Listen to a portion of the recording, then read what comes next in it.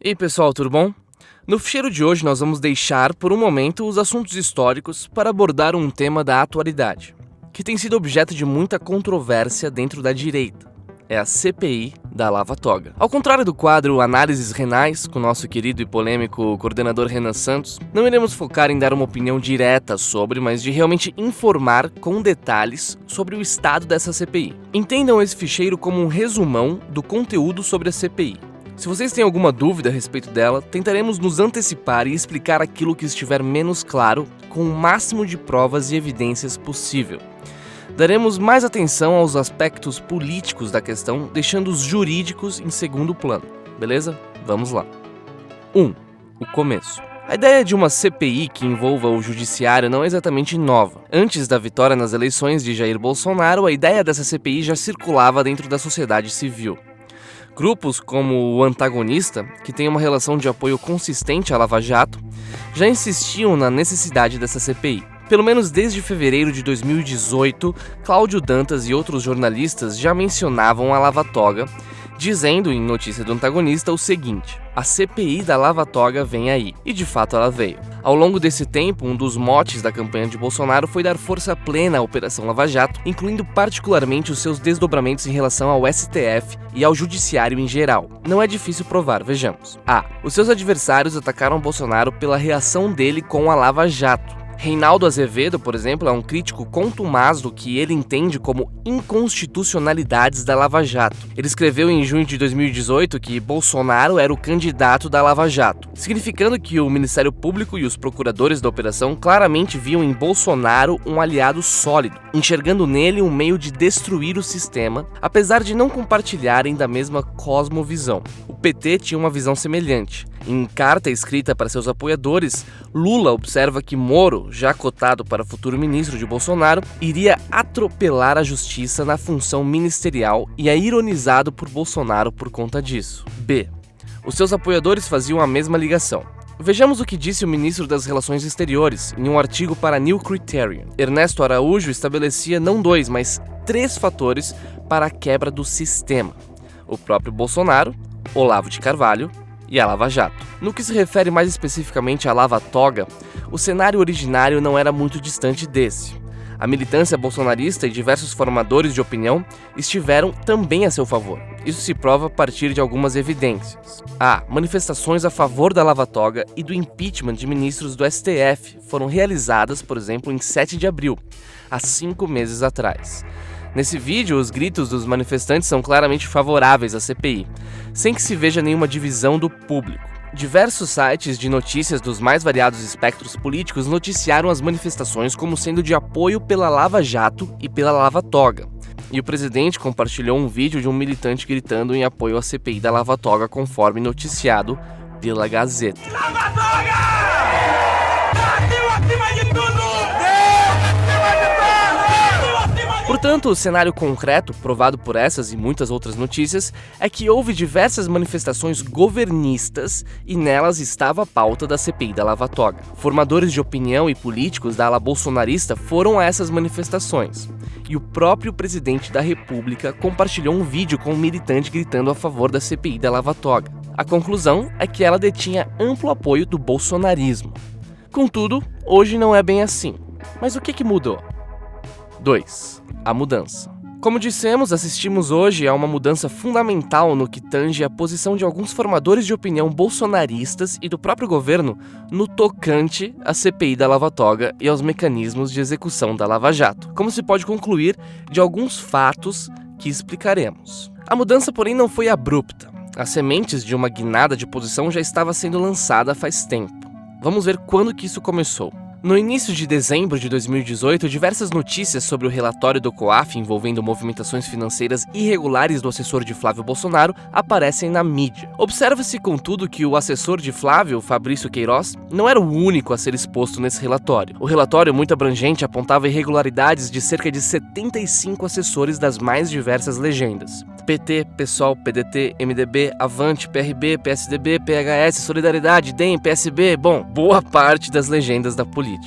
O que se apontava eram supostos repasses de outros assessores de Flávio para Queiroz, o que parecia constituir uma tentativa de enriquecimento ilícito via rachadinha dos gabinetes. É uma prática muito comum no legislativo, porém ilícita e, obviamente, imoral. O caso do Flávio apontava movimentos irregulares na importância de 1,2 milhão e um cheque de R$24 mil entregue a Michele Bolsonaro, tudo passando pelas mãos de Fabrício Queiroz, que de ilustre desconhecido se tornaria uma das figuras mais faladas do país. Logo depois, o MPF confirmou a existência desse relatório que mostrava movimentações financeiras irregulares na Alerj. Em 10 de dezembro de 2018, Moro se manifestou pela primeira vez acerca desse caso. Aí ele disse que não cabe ao ministro da Justiça entrar em minúcias de casos concretos, mas que o assunto deve ser apurado. Mas o que isso tem a ver com a Lava Jato e a CPI da Lava Toga? Bom, vamos aos fatos. 3. Ligações inesperadas. A ligação do Conselho de Controle de Atividades Financeiras, o popular COAF, com a Lava Jato é tão íntima que se pode dizer que a operação começou a partir do COAF. Foi o que disse em 2015 Antônio Gustavo Rodrigues, o então presidente do órgão. A razão não é estranha. Foi o próprio COAF que em 2011 enviou 267 relatórios de movimentação financeira suspeita, que envolviam a extraordinária cifra de 55 bilhões de reais e mais de 27 mil pessoas, entre toda sorte de beneficiados políticos, doleiros, empresários, entre outros. Isso permitiu que a Lava Jato se constituísse seguindo os rastros do dinheiro, como dizem os americanos, follow the money. Foi o que foi feito graças a esses relatórios da COAF. Entretanto, os relatórios de escopo muito mais modestos a respeito da Alerj colocavam um problema sério para o governo. Estava lá o nome Queiroz, e ele tinha gosto de laranja, aparência de laranja, e às vezes até vestia laranja. Não sendo certamente o único, foi o caso meticulosamente explorado pela mídia, que é em regra a adversária ferrenha de Jair Bolsonaro. A partir desse período, portanto, veremos uma série de figuras fortes no governo tomando medidas contra os mecanismos de apuração e controle ligados à Lava Jato. Por exemplo, Onyx se moveu contra o COAF, levantando dúvidas sobre sua isenção. A bandeira COAF com Moro, contudo, era bastante forte. O próprio ministro Sérgio Moro expressou o desejo de que o COAF ficasse sob o Ministério da Justiça. Na época, a posição do MBL foi um tanto mais neutra. Nos parecia que o COAF poderia ficar tanto com o Ministério da Economia, com Paulo Guedes, ou no Ministério da Justiça, com o Moro, sem grande problema desde que lhe fosse assegurado o grau de autonomia institucional cabível à sua função. Mas, depois de ter efetivamente passado o COAF para o Ministério da Justiça em janeiro de 2019, Bolsonaro então transferiu ele para o Banco Central e demitiu o presidente Roberto Leonel. E na medida provisória que operou a transferência, ele não deixou claro os critérios funcionais para o órgão. Roberto Leonel havia criticado a decisão do ministro Dias Toffoli, segundo a qual seria necessária a autorização judicial para a utilização das informações dos relatórios do COAF. Essa decisão foi tomada a pedido da defesa de Flávio Bolsonaro. Então o que nós temos? Por meio de uma decisão monocrática, Toffoli impedia assim a utilização das informações do COAF no relatório da Alerj, que incluía aquele sem número de legendas partidárias. Só que ele assim o fez acatando a solicitação da defesa de Flávio Bolsonaro, o que mostrava um movimento coeso entre Dias Toffoli e a defesa de Flávio. Isso foi realizado em julho deste ano. A CPI da Lava Toga, porém, era precisamente um instrumento de exposição do STF, e Dias Toffoli estava incluso. Bom, então, qual o sentido lógico dessa movimentação? Parece que seria, na verdade, bem óbvio. 1. Dias Toffoli altera as regras sobre a utilização dos relatórios do COAF a pedidos da defesa de Flávio. 2. Flávio pressiona senadores do PSL para tirarem as assinaturas que permitiram a abertura da CPI da Lava Toga, que se dirigiria à apuração do STF, Dias Toffoli incluso. Não há nenhuma malícia em ver que os dois fatos parecem estar intimamente ligados, já que a CPI da Lava Toga, como ficou demonstrado nesse ficheiro, era uma bandeira muito forte no bolsonarismo. Evidentemente, esse processo se estendeu ao longo de vários duros meses, o que mostra que o bolsonarismo tinha a tendência original a defender a CPI, assim como a de transferir o COAF para o Ministério da Justiça. O presidente efetivamente fez isso, e em consonância com a pauta de sua militância e a base eleitoral que o elegeu. Todavia, essas duas decisões foram alteradas. E por quê?